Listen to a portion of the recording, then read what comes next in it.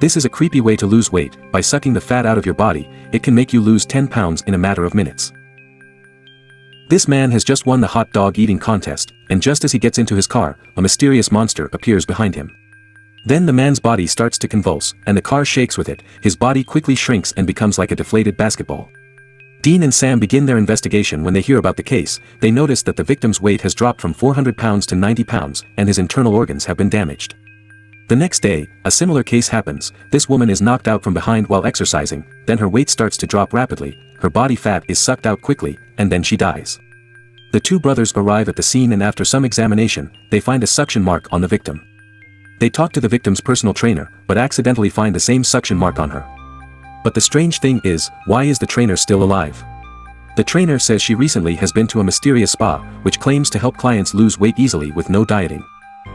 Following the clues provided by the trainer, the two brothers immediately go to the spa. They believe that the spa must have something to do with the two murders.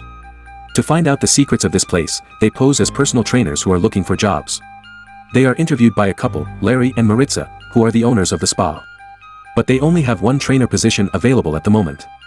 As a result, Sam is successfully hired as a trainer and Dean is hired as a lunch guy.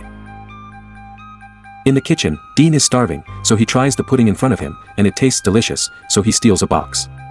He didn't expect to get dizzy after eating the pudding, and just before he passes out, he tries to call Sam for help. Sam notices something is wrong while teaching yoga.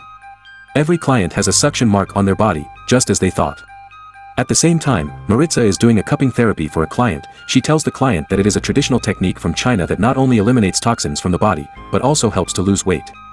The disadvantage is that it will leave a red suction mark on the back. In fact, the whole cupping therapy is just a cover. The suction mark is actually caused by her sucking.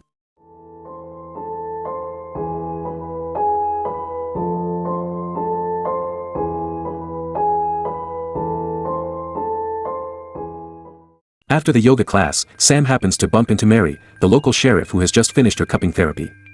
Through their conversation, Larry begins to suspect Sam's true identity. Later, Sam goes to the kitchen and finds Dean unconscious next to a pile of potatoes. Apparently, the pudding has been drugged. Sam finds the chef who made the pudding and interrogates him, asking him why he did that, but the chef doesn't seem to know anything.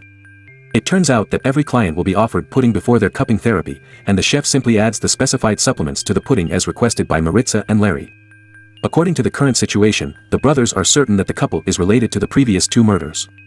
Meanwhile, the couple has figured out the true identity of the two brothers. They're fits? Worse, they're hunters. Why are hunters here? At this point, they know very well that it is almost impossible for them to escape, and the more reasonable approach is to destroy the evidence.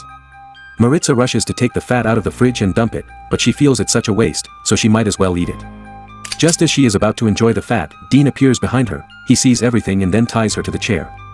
Maritza denies that she is a killer, saying she is just a fish taco. A fish taco? A pish taco. AKA, a Peruvian fat sucker.